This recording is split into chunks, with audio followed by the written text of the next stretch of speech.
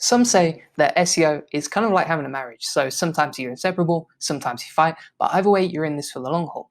And in this video, I'm going to teach you 5 things that I hate about SEO. Now, I have a lot of love for the industry. Like, I've worked in SEO for the last few years. I run my own link building agency, and it's given me a business where I can work online, run my business, and travel the world. So for that reason, I have a lot of love for SEO, but it's far from perfect. So in this video, I'm going to talk about 5 things that I don't like about search engine optimization and how to overcome those challenges. But before we jump in, please make sure you subscribe and hit a like on the video if you enjoy it. So number 1, when it comes to SEO, a big part of it is outside of your control. And sometimes you can do what you can, but then you just kind of have to let the chips fall where they may. So it's kind of a mindset. With SEO, you know that a big part of your business is outside of your control.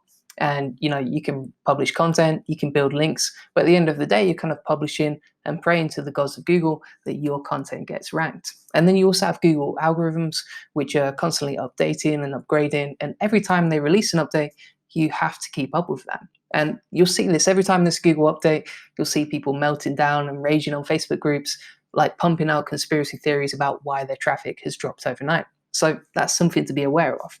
And then you also have your competitors as well, which are completely outside of your control. So are they going to start pumping out content? Are they going to try and start ranking for the same keywords as you?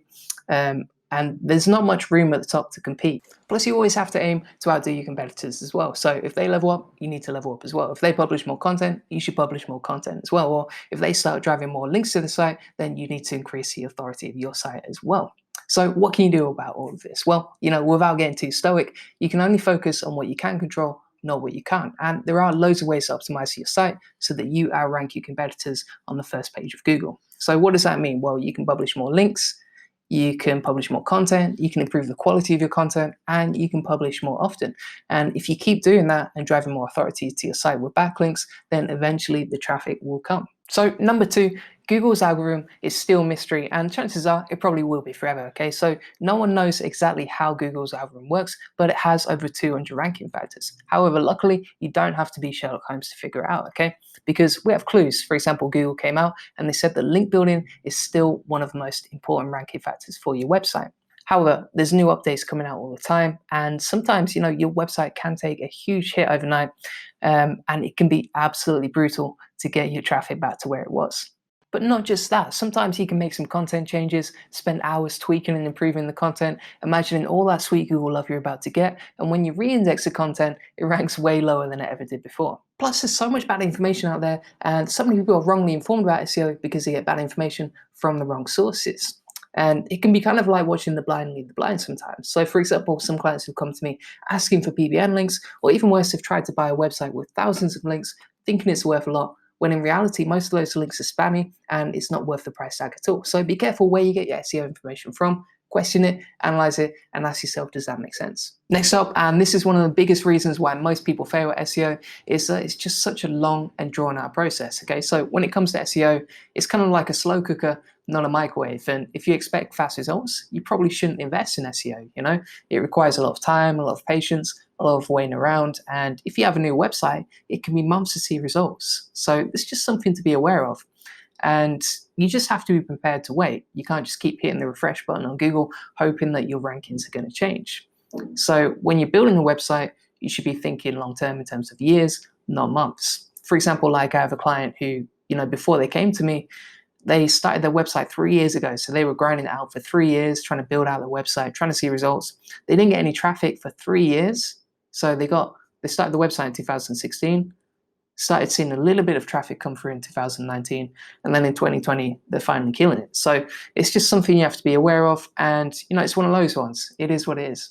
Number 4 is that there's less real estate on the first page of Google than ever before, and I'm not talking about houses here. So there's featured videos, snippets, pictures, and ads on the first page of Google, meaning there's less space than ever for your website to rank organically. So if you really want to drive a lot of traffic to your site, you need to be in the top 3 results at least. And maybe one day Google will just be like a blog post with featured snippets, which you can click on to get all the information you need. Now, I'm not necessarily saying that's going to happen, but I do expect this trend to continue. And I think Google's a business. They want to make more money with their ads, and therefore with every update they release, there's going to be less and less space for your website to rank organically. That's just the way things are going.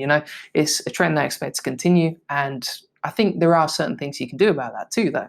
So, for example, you can monetize your content better, you can increase your prices, and you can do whatever it takes to make the most out of the traffic that you do get so that you make more money from them. And this isn't necessarily a bad thing because these changes are forcing us to monetize our content better. And like any business, you either adapt or you die. Number 5 is competition, because it's now easier than ever to grow and scale an SEO website. So for example, you can easily hire writers online, pump loads of money into your site, publish loads of content, and with the amount of tools and information out there, it's just so much easier than it ever has been before. But also, competition is healthy. And SEO is kind of like one big casino. Everyone's got their poker faces on, betting against each other, bluffing, rolling the dice, and just hoping that they rank. And if you understand the rules of the game, you can easily increase your chances of winning. So what can you do about competition? Well, essentially you have to go the extra mile and do all the hard things that your competitors aren't prepared to do. So for example, with content, the 80-20 rule doesn't really apply here, and content is your business. So the better quality your website's content is, the more you're going to stand out from your competition. And this applies to all elements of SEO. So that's it for me and the 5 things that I hate about SEO. Now, like I said before, I do like SEO. It's totally changed my life and given me a business where I can work online and travel the world. But it's not without its downsides too. And that's something most people working in SEO simply won't tell you. So thanks for watching. Don't forget to subscribe if you like my videos, and drop a comment if you have any questions.